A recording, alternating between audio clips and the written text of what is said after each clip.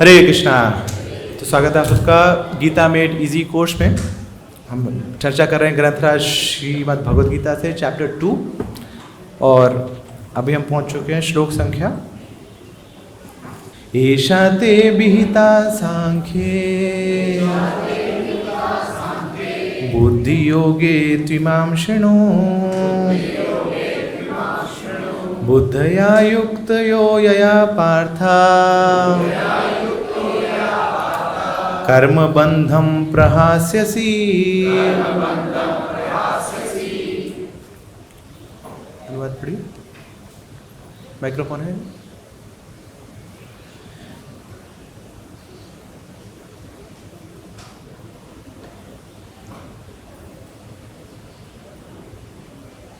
यहाँ मैंने वैशेषिक अध्ययन सांख्य द्वारा इस ज्ञान का वर्णन किया है।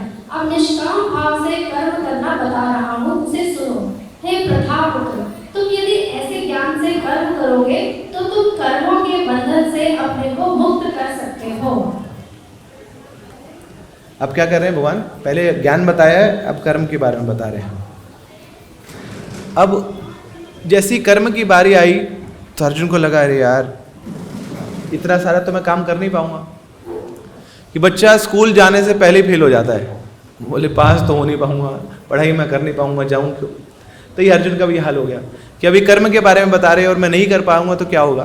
तो भगवान अर्जुन के इस परिस्थिति को भांप लेते हैं और अगले श्लोक में बताते हैं 240। This is very very important श्लोक।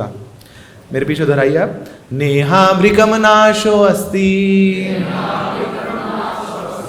प्रत्यवायो न विद्यते स्वल्पमपि अस्य धर्मस्य त्रायते महतो भयात्। इस प्रयास में ना तो हानि होती है और ना ही ह्रास, अपितु इस पथ पर की गई अल्प प्रगति भी महान भय से रक्षा कर सकती है। यस। तो भगवान बता रहे हैं यहाँ पर ये जो पद्धति है, भक्ति की पद्धति, इस प्रोसेस को कोई फॉलो करता है तो इसमें कोई ना हानि है ना ह्रास है। There is no loss not diminishing.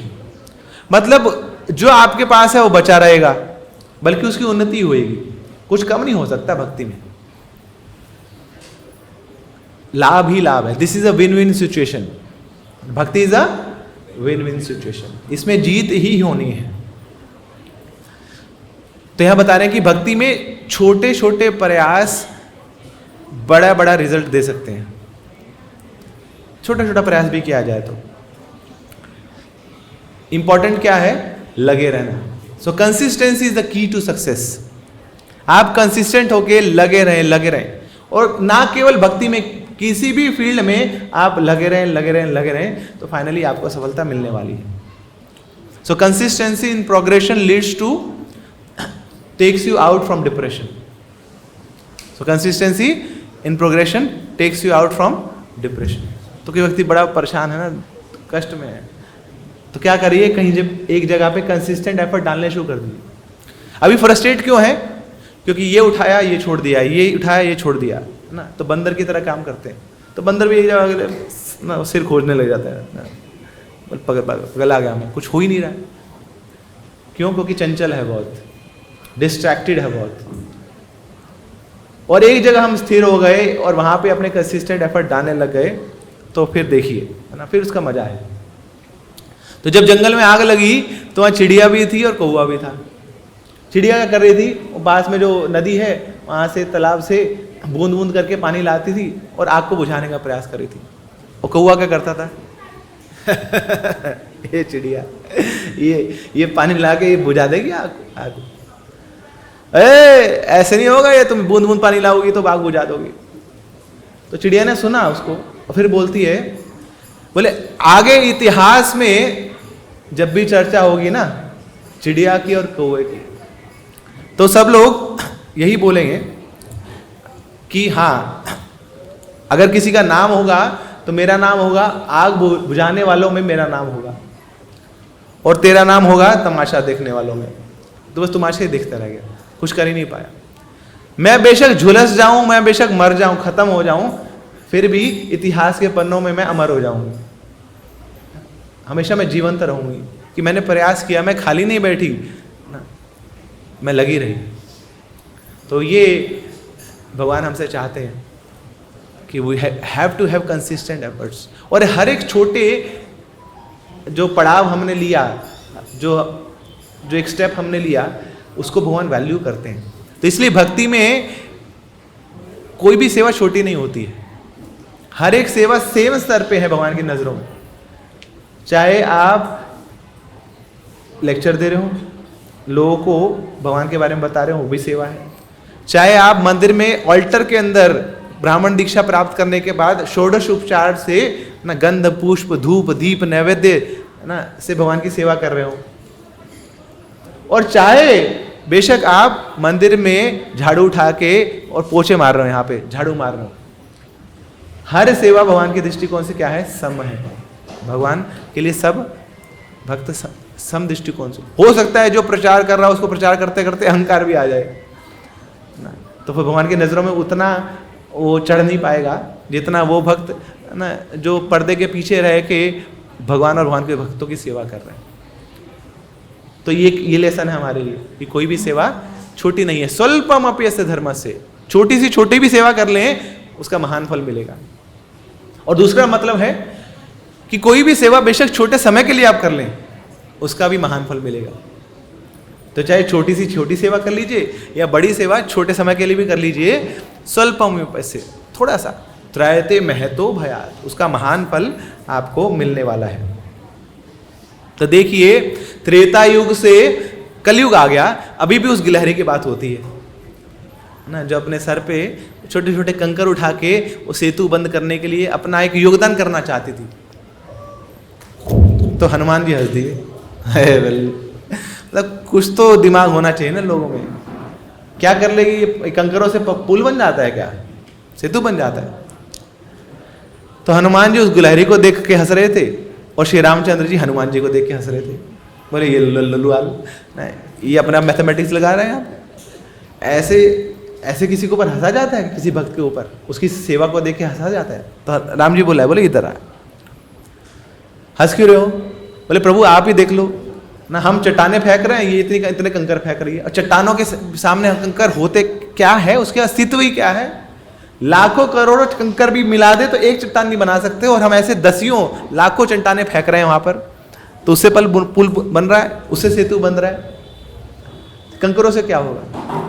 तो राम जी बोले रे हाँ, तुम्हारा योगदान अविस्मरणीय है, दैट इज इनवैल्यूएबल, तुम जो कर रहे हो, और ना ही कोई उसकी बराबरी कर सकता है। मगर ये जो गिलहरी कार्य कर रही है वो भी कम नहीं है। हनुमान तुमने तो यहाँ पर चट्टाने फेंक दी, मगर चट्टानों के बीच में वहाँ जगह रहेगी, और वही जो जगह बची है, वो जो गैप बचा है, वही इस पुल के टूटने का कारण बनेगा। तो ये गिलहरी क्या कर रही है, उन चट्टानों में वो जो गैप है वो कंकर डाल डाल के वो भर रही है, वो मजबूत कर रही है तुम्हारे पुल को। तो छोटा मत आको किसी को। तो अभी भी उस गिलहरी की चर्चा होती है। तो हनुमान जी को तो डांट दिए और उस गिलहरी को आशीर्वाद दे दिए, हाथ लगा दिए ना, उसके ऊपर हाथ फेर दिए, तो वो बताते ना वो, तो गिलहरी को रंग आ गया वो भगवान के हाथ का। तो कोई भी सेवा छोटी नहीं है। स्वल्पम अप्यस्य धर्मस्य। तो अगर हम लोग हर रोज 1% भी बेटर करें ना अपना, तो आपको पता है पूरे महीने में या पूरे साल भर में कितने आगे बन जाएंगे हम। एक साल में 1% अपने आप को अच्छा कर दे, बस, ज़्यादा नहीं, जितने हम हैं उसका 1% अच्छा करते जाएं अपने आप। तो अभी 50% की बात नहीं हो रही है, हम ये नहीं बोल रहे 180 डिग्री चेंज करना है अपने आप को, हर रोज बस 1% चेंज करें तो एक साल में 337% अच्छे हो जाएंगे, 37 गुना बढ़िया बन जाएंगे। मतलब मार्केट वैल्यू आपकी 37 गुना हो जाएगी ना। अभी आप अगर 1 करोड़ के हैं तो 37 करोड़ के हो जाएंगे आप एक साल। मगर उल्टा भी है, अगर हर रोज 1% बदतर होते जाएं तो एक साल में 37 गुना वैल्यू नीचे भी गिर जाएगी आपकी। और यही होता है हमारे साथ कि ज्यादा करने के चक्कर में अपने आप को प्रतिदिन दिन प्रतिदिन बर्बाद करते रहते हैं, और जो पहले थे उससे भी नीचे घटते जाते हैं। तो यही भगवान चाह रहे हैं, स्वल्पम अप्यस्य, थोड़ा थोड़ा प्रयास करिए, ज्यादा नहीं। तो भगवान अल्पम अप्यस्य भी बोल सकते थे। अल्पम मतलब छोटा, क्या बोल रहे हैं? स्वल्पम, इतना छोटा सा भी आप थोड़ा सा भक्ति में प्रगति कर लीजिए, त्रायते महतो भयात, महान भय से आपको बचा ले। तो कैसे ना, तो शुरुआती जो रिजल्ट है हमेशा छोटा होगा। कोई भी कार्य कर लीजिए, चाहे वो ना बेहतर है या बदतर है, शुरुआती रिजल्ट हमेशा छोटा होगा। शुरुआत में बीवी को इग्नोर कर दीजिए आप, 1 साल बाद देखो फिर आप, है ना, तो क्या वो ना ज्वालामुखी का रूप ले लेगी। एक शुरुआत में थोड़ा बच्चों को इग्नोर कर दीजिए आप, 5 साल बाद देखिए ना, वही बच्चे शक्ल नहीं देखना चाहेंगे आपकी। तो शुरुआती रिजल्ट बहुत छोटा होता है और वो आगे चल के वही रिजल्ट बहुत बड़ा बन जाता है। तो किसी को भी इग्नोर करें आप, बाद में जाके वो अपना मलाल प्रस्तुत करता है सामने। तो 1% भी हमने अपने को बेहतर किया तो आगे चल के उसका रिजल्ट बड़ा अक्यूमुलेटेड रिजल्ट मिलता है, बहुत बड़ा रिजल्ट मिलता है। थोड़ा थोड़ा पैसा बचाएं आप, तो थोड़ा पैसा बचाने से लखपति तो नहीं बन जाएंगे आप, मगर वो थोड़ा पैसा बहुत लंबे समय तक बचा लिया आपने, तो करोड़पति जरूर बन जाएंगे आप। हर रोज थोड़ा थोड़ा समय आप फील्ड पे दें, प्रैक्टिस करें, तो उसेन बोल्ट नहीं बन जाएंगे आप, स्प्रिंटर नहीं बन जाएंगे। मगर वही थोड़ा थोड़ा समय लंबे समय तक आपने दे दिया तो ओलंपिक में जरूर पहुंच जाएंगे आप। तो स्वल्पम अप्यस्य धर्मस्य, थोड़ा थोड़ा एफर्ट हर रोज डालते रहें तो आगे चल के इतना बड़ा वो रिजल्ट वो दे देता है। हर घंटा, हर रोज आप थोड़ा मिनट या थोड़ा घंटा आप संगीत को दे दें, तो ये जरूर है कि आप किशोर कुमार और लता मंगेशकर नहीं बनने वाले हैं, मगर ये जरूर है कि हर रोज थोड़ा थोड़ा समय संगीत को दे दें और लंबे समय तक दे दें, तो ग्रैमी अवार्ड जरूर मिल सकता है आपको, क्वाइट पॉसिबल। तो हर रोज गीता का एक श्लोक पढ़ें, तो बहुत बड़े पंडित तो नहीं बनेंगे आप, निश्चित है, मगर हर रोज गीता का श्लोक पढ़ें और पूरे जीवन भर पढ़ते रहें तो अर्जुन जैसे भक्त जरूर बन जाएंगे, जो भगवान की नजरों में आ जाएंगे। स्वल्पमप्यस्य धर्मस्य त्रायते महतो भयात्, छोटा छोटा कंसिस्टेंट एफर्ट, कंसिस्टेंट मतलब लंबे समय तक के लिए। एफर्ट बेशक छोटा हो but it has to be consistent, लंबे समय तक। वो शुरुआती रिजल्ट जो छोटा होता है वो आगे चल के अक्यूमुलेटेड बहुत बड़ा रिजल्ट बन जाता है। और इसका उल्टा भी है,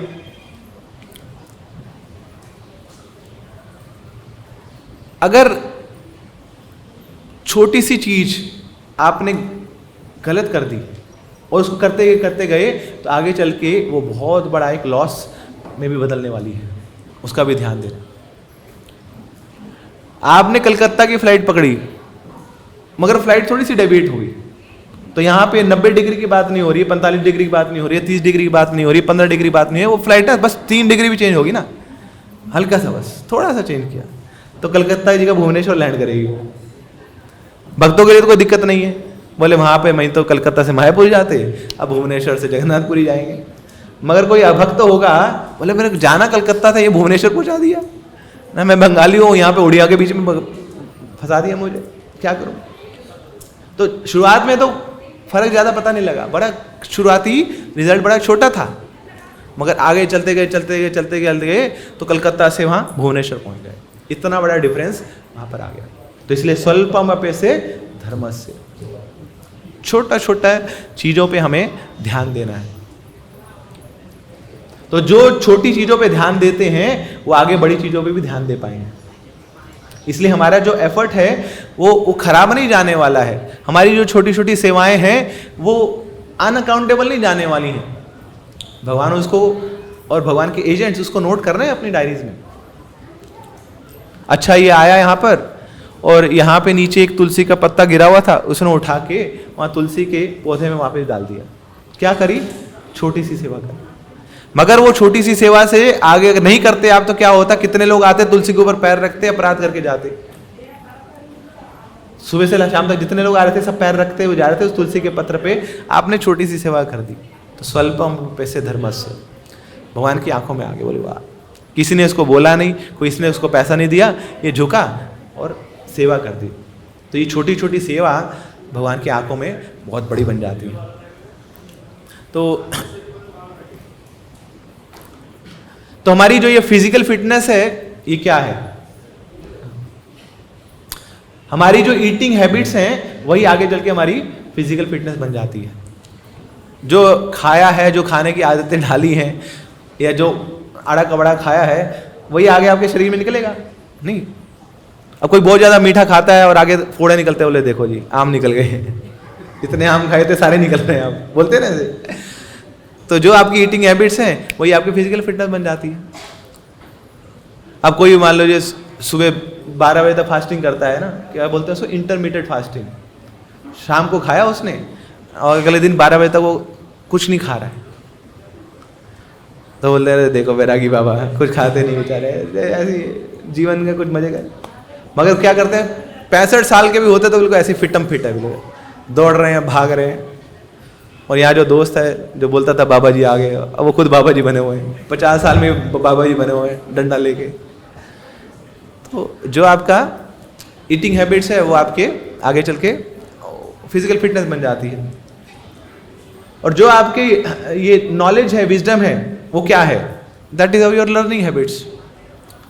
जिस हिसाब से हमने पढ़ा है, जैसे हमने पढ़ा है, जैसे उसको ज्ञान को स्टोर किया है, वही आगे चल के आपकी बुद्धि बनेगी।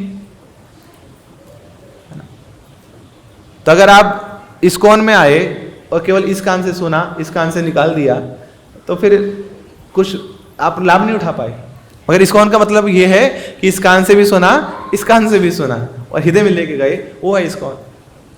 तो फिर क्या होगा? ददामी बुद्धि योगम तम।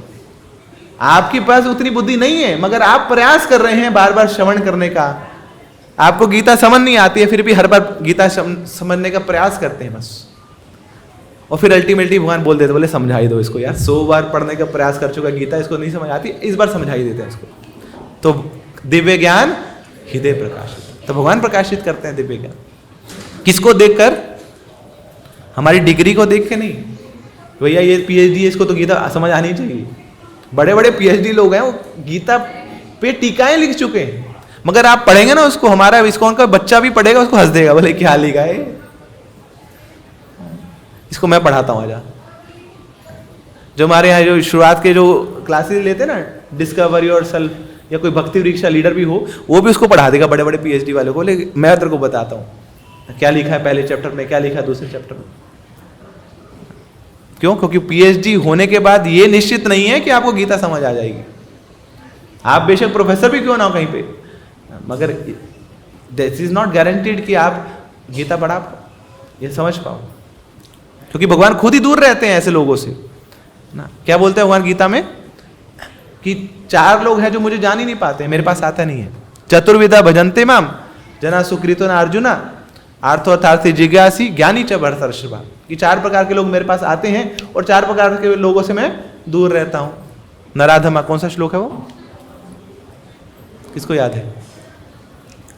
तो 4 प्रकार के लोग हैं जिनसे ना, मूढ़ा, नराधम ना, तो ऐसे लोगों से मैं दूर ही रहता हूँ, मेरा लेना देना होता नहीं उनसे, क्योंकि श्रद्धा नहीं है।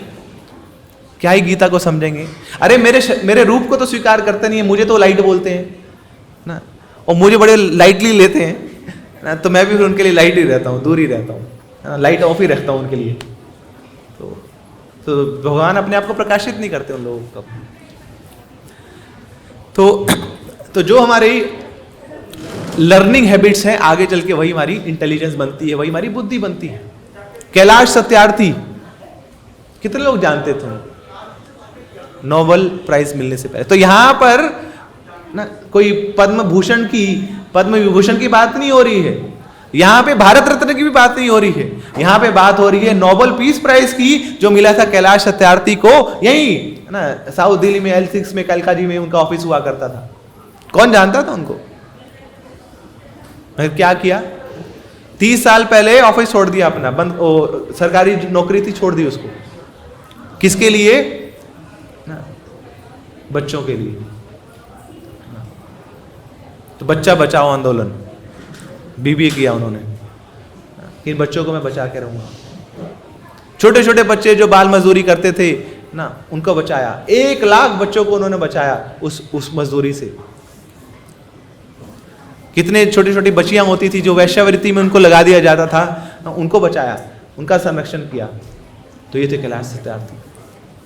तो केवल दिल्ली नहीं जानी उनको, केवल भारत नहीं जाना उनको, पूरा विश्व में वो विख्यात हो गए कि एक भारतीय को नोबेल पीस प्राइज मिल गया। वो कैलाश सत्यार्थी, इसको कोई नहीं जान पाया। क्या करते थे वो? स्वल्पम अप्यस्य धर्म से, हर रोज छोटा छोटा प्रयास करते थे। आज इस बच्चे को मुझे बचाना है, आज इस बच्चे को मुझे बचाना है, आज इस फैक्ट्री में यहाँ पे बाल मजदूरी होती है, इस फैक्ट्री को मैं सील कराऊंगा। ये काम करते थे। छोटा छोटा प्रयास करते करते नजरों में आ गए पूरे विश्व के कि हाँ, स्वल्पम अप्यस्य धर्म से। So consistent efforts leads to success. छोटा छोटा प्रयास करते रहना। तो ग्लोबल राइट्स मिशन ने उनको कंसीडर किया, उनको अप्रिशिएट किया। तो कई बार देखिए, ये जो गीता है, हमें लगता है कि अरे ये तो भगवान ने अर्जुन के लिए बोली है। तो गीता भगवान ने अर्जुन के लिए नहीं बोली, गीता भगवान ने किसके लिए बोली है? हमारे लिए। किसके लिए बोली है? किसके लिए बोली है? किसके लिए बोली है? बिल्कुल गलत है। किसके लिए बोली है? किसके लिए बोली है? मेरे लिए। This is specially for me. Krishna has personalised this medicine ना। वो डॉक्टर बड़ा चतुर होता है ना, या बड़ा सक्षम होता है, बड़ा एफिशिएंट होता है, जो सामने वाले की बीमारी को देख के वैसी दवाई दे दे। उस डॉक्टर के पास जाता मजा आता है ना। अब एक डॉक्टर के पास गए ना, घर में 3 लोग बीमार हैं, पापा, मम्मी और आप। पापा ने पहले दिखाया, बोले लो जी लो ना, ये 4 दवाइयाँ, हरी पीली नीली काली, इनको खा लो। फिर मम्मी को दिखाया, मम्मी को बोले हरी पीली नीली काली खा लो। फिर मैं गया, मुझे दिखाया, मैंने दिखाया, बोले अंकल मुझे क्या दवाई मिलेगी? बोले वही हरी पीली नीली काली खा लो। बोले पागल है यार ये आदमी, सबको एक दवाई पकड़ा रहा है। क्यों? पर्सनलाइज नहीं है। मगर यहाँ जो गीता है, हाँ ऊपर से सबके लिए सेम है, मगर जब मैं पढ़ूंगा इसको तो मेरा अलग साक्षात्कार होगा, जब आप पढ़ेंगे इसको आपका अलग साक्षात्कार होगा। Personalise medicine. इसी से एक वो कहानी याद आ गई। एक बार हमारे मधुसुंदर प्रभु जी जो टॉप बुक डिस्ट्रीब्यूशन करते हैं, तो पहले वो ना, मतलब ऐसा उनका ऑरा था, कहीं पे भी चले जाए बस वो पुस्तक वितरण ही करते थे वहाँ। तो सुबह से शाम हो गई थी ना, बुक्स डिस्ट्रीब्यूट कर रहे थे। समाउ उस दिन उतनी ज़्यादा बुक्स हुई नहीं। अब उनको लगा मेरे को जाना पड़ेगा वहाँ पे, पुरानी दिल्ली की दुकानों में जाना पड़ेगा, अब टारगेट तो पूरा करना है, तो वहाँ जाता हूँ मैं। तो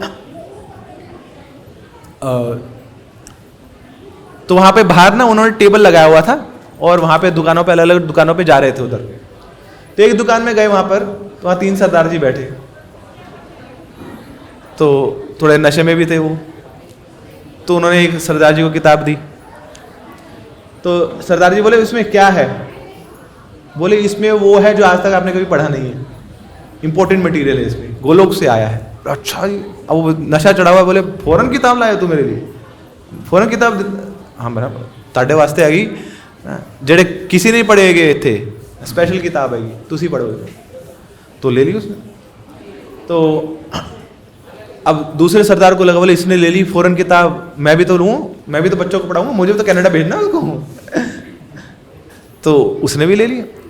तो तीसरे को बोले पाजी तुसी को पीछे रह रहे हो, तुसी पकड़ो, पढ़ो इन्हों। तो उसको भी दे दी तीसरे को। तो फिर वो देखते हैं, बोले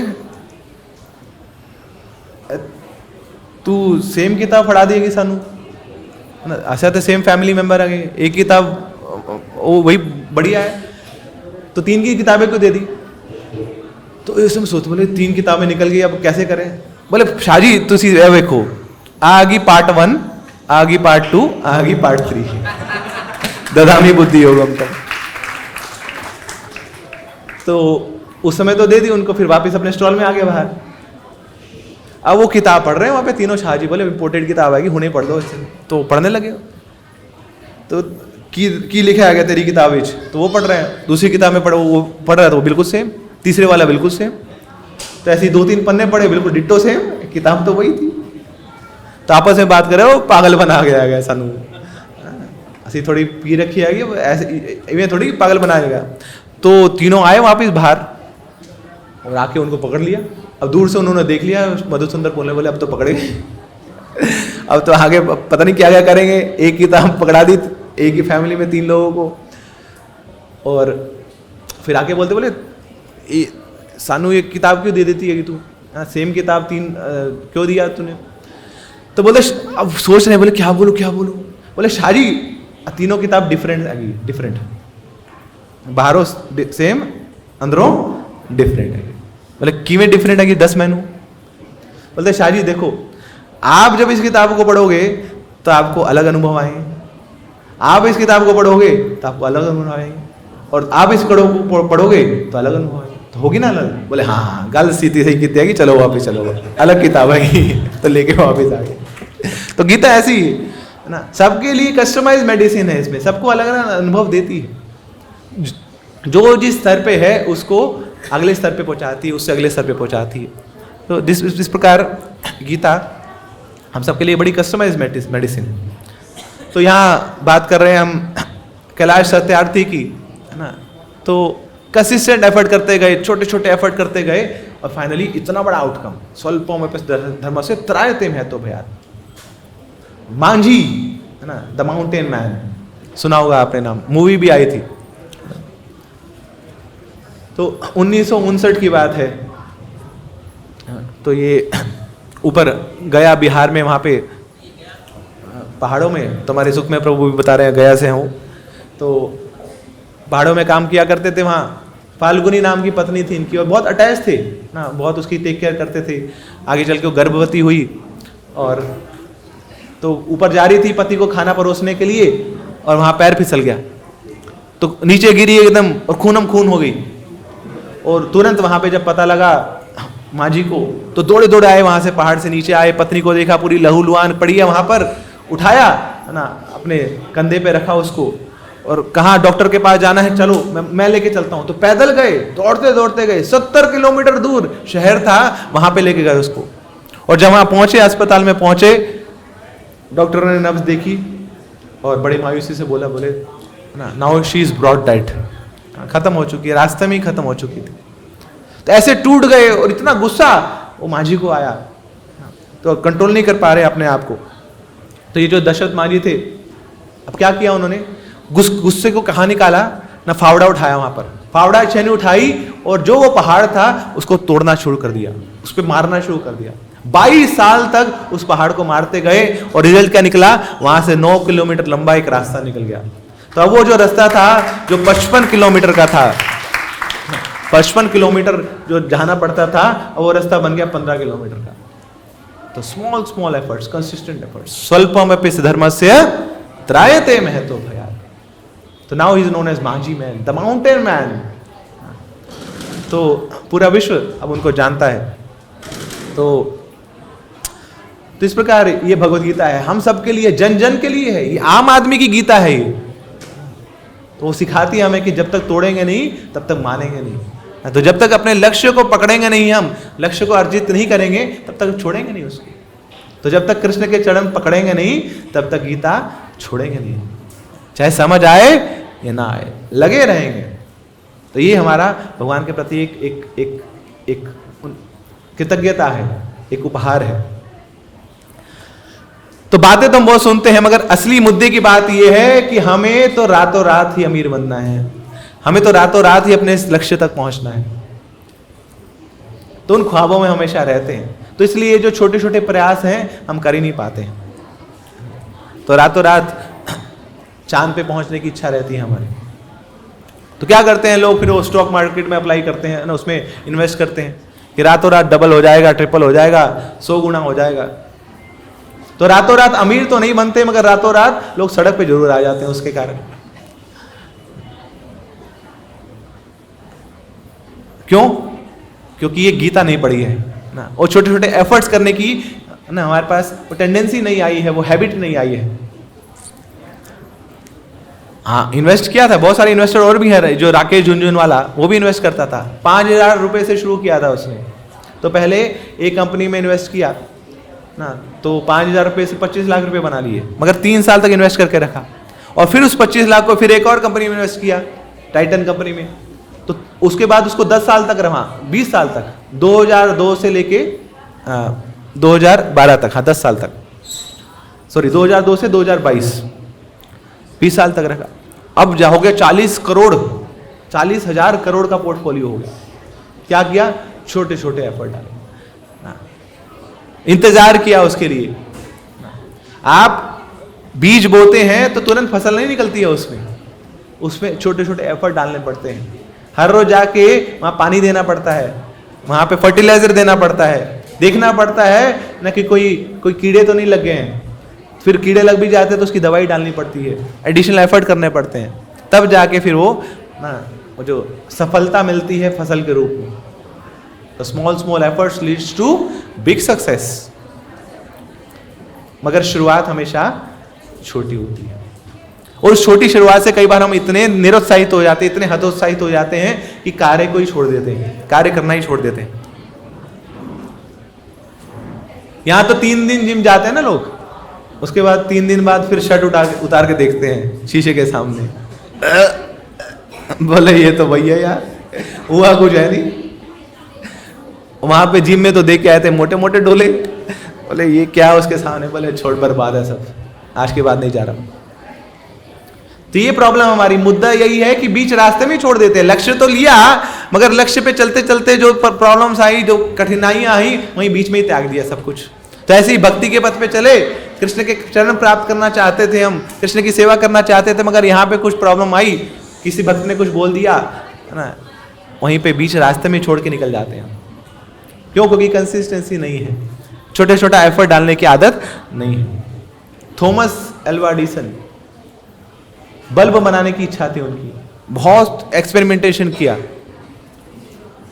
बताया जाता है 8000 बार एक्सपेरिमेंट किया और 8000 बार फेल हुए। तो लोगों ने बोला भैया ये क्या कर रहे हो तुम, इतना पैसा भी लगा रहे हो, समय भी लगा रहे हो, और 8000 बार फेल हुए।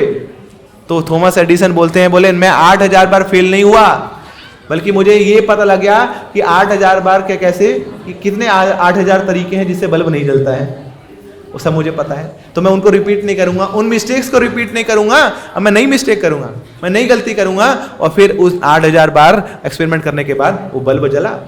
तो ऐसे ही गीता पढ़ते हैं तो हमें समझ नहीं आती, तो क्या करिए, 8000 बार पढ़िए और फिर 8000 बार बाद दिमाग का बल्ब जलेगा, दिव्य ज्ञान हृदय प्रकाशित, यहां प्रकाशित होगा, और फिर कृष्ण दिखाएंगे कि क्या कृष्ण समझाना चाह रहे हैं गीता में। तो स्वल्पम अपे से धर्म से त्रायते महतो भयात। बिल गेट्स, उसने इंटरव्यू कॉल किया, माइक्रोसॉफ्ट में भर्तियां होनी थी यूरोप के एक कंट्री में, तो 5000 लोगों ने अप्लाई कर दिया। अब बिल गेट्स बोला बोले इतना टाइम है क्या मेरे पास, 5000 लोगों को इंटरव्यू लूंगा। मतलब बड़े लोग तो ऐसे होते हैं कि नीचे $100 गिरा हुआ है, अगर उसको उठाने चले गए ना तो इतना टाइम वेस्ट होगा कि जितने वो बैठे बैठे $10,000 कमा सकते हैं, तो $100 भी छोड़ जाए, कौन उठाएगा इसको। वो बिल गेट्स बोले 5000 लोगों का इंटरव्यू करूंगा।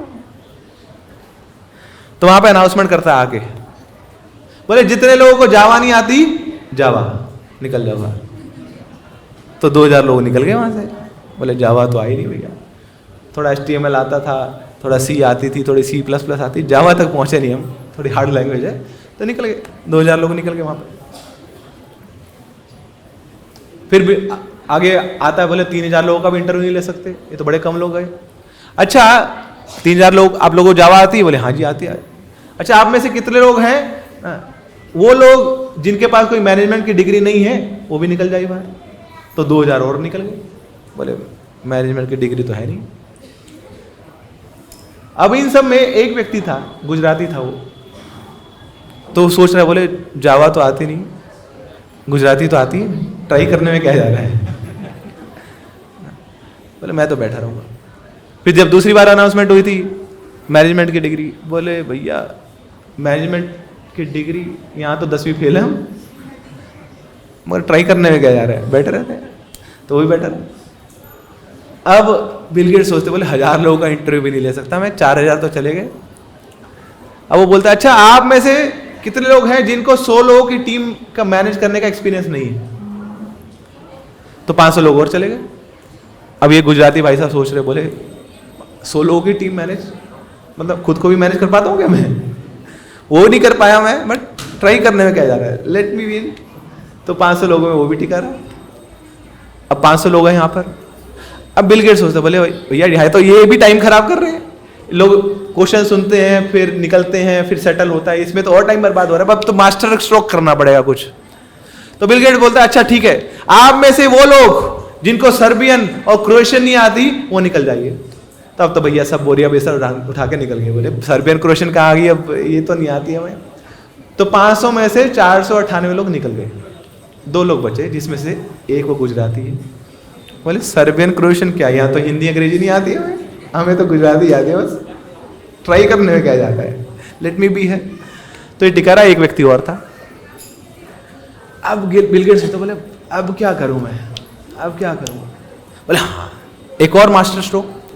बोले now I want to see both of you talking to each other in Serbian and Croatian.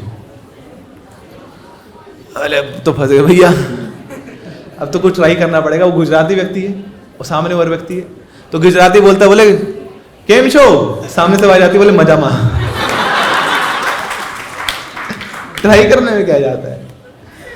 तो ऐसे ही जिंदगी में बहुत सारी चीजें हैं जो हमें नहीं आती हैं, और जिंदगी में बहुत सारी चीजें हैं जो हमें आने के बाद भी उसमें बहुत सारी बाधाएं आएंगी, but what's the harm in trying, what's the harm in being consistent and persistent. तो we have to stick to it. जैसे जोक होती है ना, वो चिमड़ जाती है वहां पे, छोड़ूंगा नहीं। तो ऐसे ही हमें अपने लक्ष्य पे चिमड़ जाना है कि भक्ति को छोड़ूंगा नहीं, कृष्ण के चरणों को छोड़ूंगा नहीं। यही भगवान हमसे चाह रहे हैं, स्वल्पम अप्यस्य धर्मस्य त्रायते महतोभयात्। एक और महान व्यक्तित्व है चाचा शरीफ। तो चाचा शरीफ क्या करते थे? वो लोग जिनका मृत्यु हो जाती थी मगर कोई अंतिम संस्कार नहीं करता था, तो उनका अंतिम संस्कार करते थे चाचा शरीफ। हिंदू हो तो जला देते थे, मुसलमान हो तो दफना देते थे।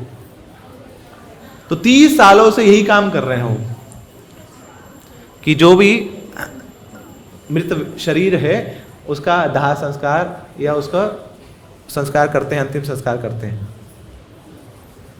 ऐसा क्यों करते हैं? है ना, अपना बेटा जो था 1991 में, वो किसी ने मार के नदी में फेंक दिया, और नदी का बहाव इतना था कि वो लाश कहीं और चली गई, समुद्र में मिल गई, लाश ही नहीं मिली, और अंतिम संस्कार कर नहीं पाए।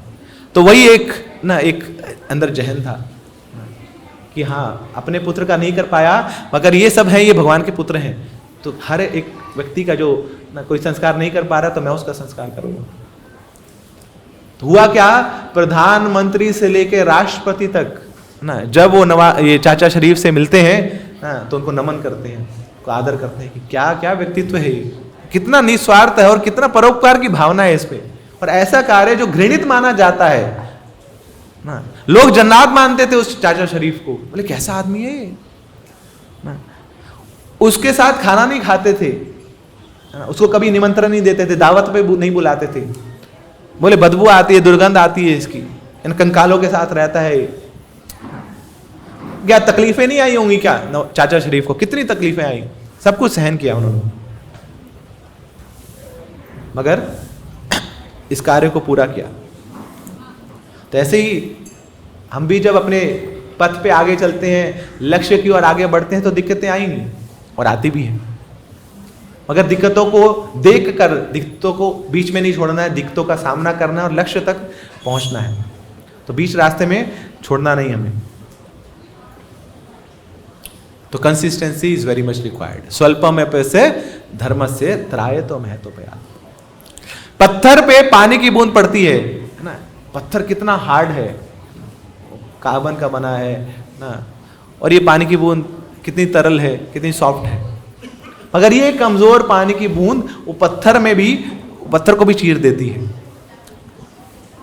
है कमजोर, मगर क्या कर रही है, बार बार बार बार पत्थर पे पानी की बूंद टप टप टप टप टप टप टप टप टप टप टप टप, और वो कंसिस्टेंट एफर्ट डालती है, उस पत्थर को भी चीर देती है वो। तो शुरुआती रिजल्ट हमेशा छोटा होगा और बाद में बहुत बड़ा होगा। तो इसलिए स्वल्पम अप्यस्य धर्मस्य, कि इस भक्ति के पद पे हम छोटे छोटे कदम रखते रहें, बेशक वो बेबी स्टेप्स हों ना, मगर भगवान की नजरों में वो बहुत बड़े माने जा रहे हैं। तो एक बड़ी अच्छी सेइंग है, you will never change your life until you do something daily. You'll never change your life until you do something daily. आप कभी भी अपने जीवन का परिवर्तन नहीं कर सकते जब तक वो कार्य आप हर रोज ना करें, until you make it your routine. तो वो जुनून लाना पड़ेगा अंदर कि हाँ मुझे करना है, ये मेरा धर्म है, ये मेरे लिए बना है और मैं इसके लिए बना हूं। और यही भगवान गीता में बताते हैं 8.8, अभ्यास योग युक्तेन चेतसा नान्य गामिना। अभ्यास योग। अर्जुन ने भगवान से पूछा, भगवान ये मन को कंट्रोल कैसे करूं? क्या बोलते हैं भगवान? अभ्यास योग। So practice, bye practice everyone can become perfect. Practice makes a man perfect and a woman also perfect. सबके लिए है ये अभ्यास। तो इसलिए छोटी छोटी चीज़ों का अभ्यास करते रहें और आगे चल के बहुत बड़ा वो रिजल्ट हमें देने वाली है। कोई व्यक्ति बोलते बोले दुनिया बदल दूंगा मैं ये दुनिया बदल दूंगा। अरे लल्लू लाल, खुद को तो बदलने पहले, तू बदल जा, दुनिया अपने आप बदल जाएगी। तो अपने जीवन में छोटे छोटे बदलाव हम लाते रहें, फिर देखिए दुनिया बदली हुई नजर आएगी, क्योंकि हमारी आंखें बदल जाएंगी, हमारा दृष्टिकोण बदल जाएगा, देखने का नजरिया बदल जाएगा। इसलिए आपको याद होगा जब आप फिजिक्स पढ़ते थे, केमिस्ट्री पढ़ते थे, ट्यूटोरियल सॉल्व करते थे ना, प्रॉब्लम्स को सॉल्व करते थे, तो टीचर हमेशा बोलती थी, बोले come back to the basics, come back to the fundamentals. Fundamentals वापस आइए। थ्योरम्स को कैसे बनाते थे? With fundamentals. तो ऐसे ही ना लाइफ में बातें तो बड़ी बड़ी करते हैं, मगर बेसिक से काम करेंगे तो बड़ी बड़ी प्रॉब्लम भी सॉल्व होंगी। तो हमेशा छोटे छोटे स्टेप्स पे हमें ध्यान देना चाहिए। तो वही बड़ी बिल्डिंग की एक नींव हमारे लिए बना देते हैं। तो इसलिए पता करिए आपके जीवन की सबसे इंपॉर्टेंट एक्टिविटी क्या है, और उस इंपॉर्टेंट एक्टिविटी को हर रोज करना शुरू कर दीजिए। प्रोडक्टिविटी गारंटीड है। तो पहले लिस्ट डाउन करिए, इतनी सारी एक्टिविटीज मुझे करनी है, इतने सारे मेरे गोल्स हैं, उसमें सबसे इंपॉर्टेंट क्या है, और फिर उसके लिए जो प्रोसेस है उसको हर रोज करिए। हर रोज ना उसको अपने जीवन में अपनाइए। शास्त्र पढ़ना चाहते हैं, समय नहीं मिलता है ना, बोले मैं पढ़ नहीं पाता, मेरे पास समय नहीं, तो क्या करिए, ज़्यादा पढ़ने का प्रयास मत करिए। हर रोज 5 मिनट पढ़िए, 10 मिनट पढ़िए, एक श्लोका पढ़िए, मगर हर रोज पढ़िए। कंसिस्टेंट एफर्ट, ये बहुत जरूरी है। तो कंसिस्टेंट एफर्ट्स, दो इट में बी स्मॉल, मगर हर रोज वो कार्य होना चाहिए। एक पेशेंट जाता है ना, वो बहुत मोटापा आ चुका है उसको, और मोटापे के कारण डिप्रेशन भी आ चुका है। तब वो ओपीडी में नहीं जा रहा है, वो साइकोलॉजिस्ट के पास जा रहा है। तो साइकोलॉजिस्ट बोले मेरे को लगता है कि कुछ मेरे को साइकोलॉजिकल प्रॉब्लम है। अब साइकोलॉजिस्ट क्या बोलता है, बोले करते क्या हो? बोले पूरा दिन टीवी के सामने बैठ के मैं खाता रहता हूँ, बस यही काम है मेरा, सुबह से लेकर शाम तक। तो साइकोलॉजिस्ट ने एक बार भी ये नहीं बोला बोले टीवी देखना बंद करो। बोलते अच्छा टीवी देखते हो तो बीच में ऐड आती है ना? बोले हाँ। जब ऐड आती है ना, एक बार खड़े हो जा, बस फिर बैठ जा। तो जितनी बार ऐड आएगी खड़े हो जाओ, टीवी देखो, खाओ, दबा के खाओ, बस खड़े हो जाना जब ऐड आएगी। तो हर बार ये करता था। और अगली बार 1 हफ्ते बाद बोले कैसे लग रहा है? बोले थोड़ा थोड़ा अच्छा लग रहा है ना, अभी डिप्रेशन है मगर हल्का सा काम है। क्या करते हो? बोले वही टीवी देखता हूँ, खाता हूँ, बस ऐड आती है तो आपने जो बोला था खड़ा हो जाता हूँ। अब क्या करना? बोले अब जब ऐड आएगी ना तो बस 5 बार मार्च कर लेना, 1 2 3 4 5 बैठ जाना। फिर जब ऐड आएगी 1 2 3 4 5 बैठ जाना। फिर ऐड आएगी 1 2, तो ये करना। तो 1 हफ्ते वो किया। तो वो क्या रहा था, धीरे धीरे कंसिस्टेंट एफर्ट। तो अब ये जो हाथ इतना मोटा था ना, इतना रह गया। मोटा है अभी भी मगर थोड़ा कम मोटा है ना। ये जो मुंह ऐसा फूला हुआ था ना, अब थोड़ा पकोड़े के साइज का आ गया है, गोल मट्टू है ना। पहले वो पपीता लग रहा था एकदम बड़ा सा ऐसा, है ना, अब थोड़ा सा गोल मटोल सा आ गया। तो ऐसे धीरे धीरे कंसिस्टेंट एफर्ट्स। तो स्वल्पम अपयस्य धर्मस्य त्रायते महतो भयात। तो भक्ति का जो मार्ग है वो भी ऐसा ही है। Bhakti is a very gradual process. Bhakti is not a one day game कि आज आपने चौके छक्के मारे, चलो जी भगवान के धाम, आज की भक्ति होगी। मतलब 192 माला कर ली, भगवान उठा लो। खैर 192 माला करने के बाद हालत तो वैसी ही होगी, भगवान उठा लो, मगर इतनी जल्दी उठाएंगे नहीं भगवान। तो भगवान बोले 192 बार 192 माला करो ना, और 192 जन्म तक 192 बार 192 माला करो ना, फिर जाके सोचेंगे आपको कि उठाना है कि नहीं। सो भक्ति इज ए ग्रेजुअल प्रोसेस हमारे एफर्ट से। मगर जब भगवान चाहेंगे तो सेकंड में हो जाएगा, जब प्रभुपाद जाएंगे तो सेकंड में बुला लेंगे आपको। बट हम जब प्रयास करेंगे तो obviously it's a gradual process.